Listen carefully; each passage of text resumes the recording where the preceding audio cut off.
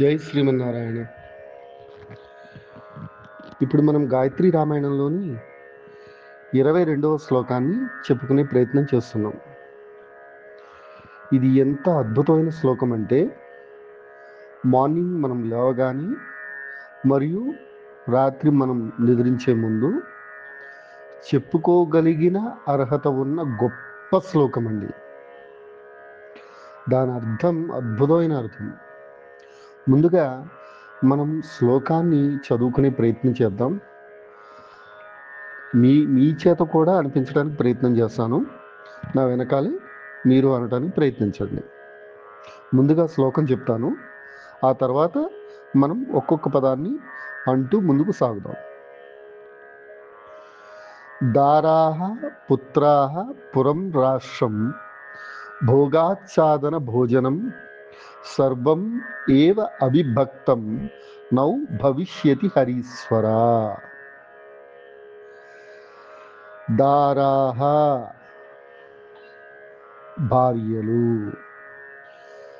పుత్రాహ కుమారులు, పురం పట్టణం, రాష్ట్రం రాజ్యం, భోగాహ భోగ వస్తువులు సుఖ సౌకర్యాలు, ఆచ్ఛాదన వస్త్రాలు, భోజనం ఆహారం, సర్వం ఏవా అన్నీ కలిపి, అవిభక్తం విభజింపకుండా భాగం చేయకుండా, నౌ మన ఇద్దరికి, భవిష్యతి అవుతాయి చెందుతాయి, హరీశ్వర హరి మరియు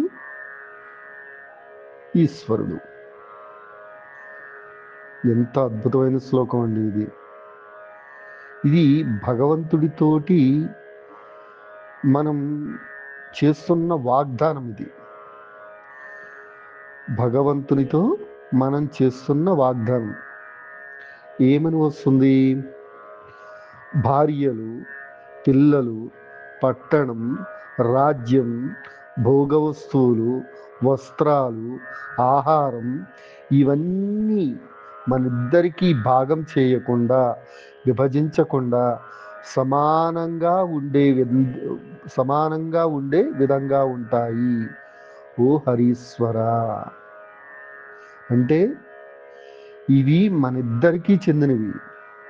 ఇది నీది, ఇది నాది అని కాదు అని, దీన్ని మనం భగవంతునితోటి మమేకం లేకుండా, నువ్వు ఇచ్చిన ప్రతిదీ నేను అనుభవిస్తున్నాను, నేను అనుభవించేది నీదే, దీనిలో మన ఇద్దరికి భాగాలు లేవు, ఓ హరీశ్వర అని భగవంతునితోటి మనం చేస్తున్న చిన్నపాటి వాగ్దానం లాంటిది. అర్థమైందా? జై శ్రీమన్నారాయణ.